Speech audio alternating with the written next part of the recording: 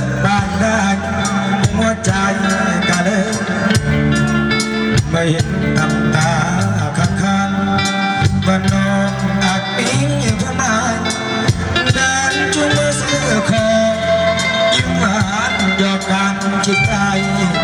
เจออายและน้องตกใจ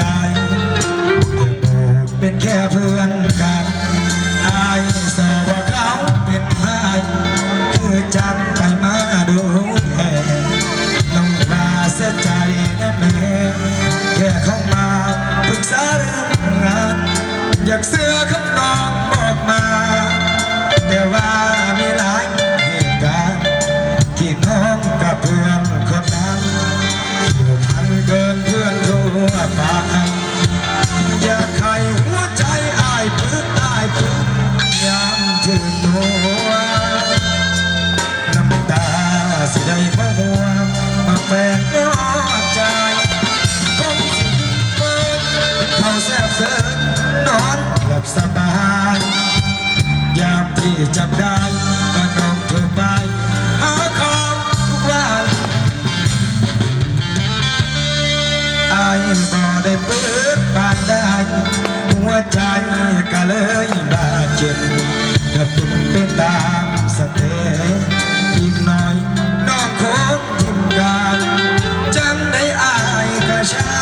ำเพราะคำตัวใจร้ายวันหากน้องชอบเขาคนนั้น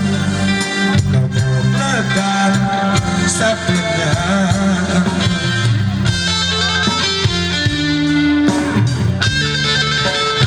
อายบ่ได้ตื่นเด้ออายบ่ปากก็ว่าอายอยู่เพื่อนอยู่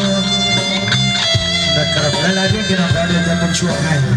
ก่อนสิเริ่มกินข้าวนะครับเศร้ามีแห้ง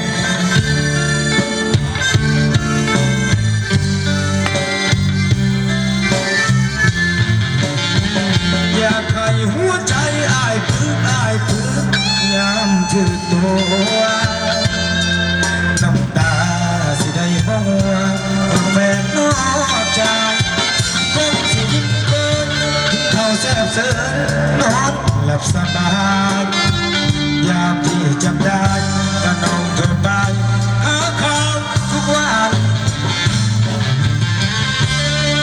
อายบ่ได้ปึกบานได้หัวใจก็เลยบาดเจ็บและเป็นตามสเตอีกหน่อยน้องคงทิ้งกันจังได้อายกระช้ำเพราะคำตัวใจร้ายวันหากน้องเลือกเขาคนนั้นต้องเลิกกันเศร้าตัวจังสันจังสีหัวใจอา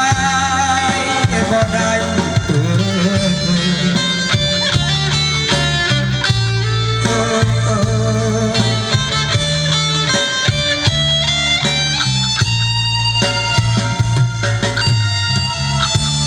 อาจจะค่อยเอาอีกกันแล้วกันเพียงสามพี่น้องเนาะ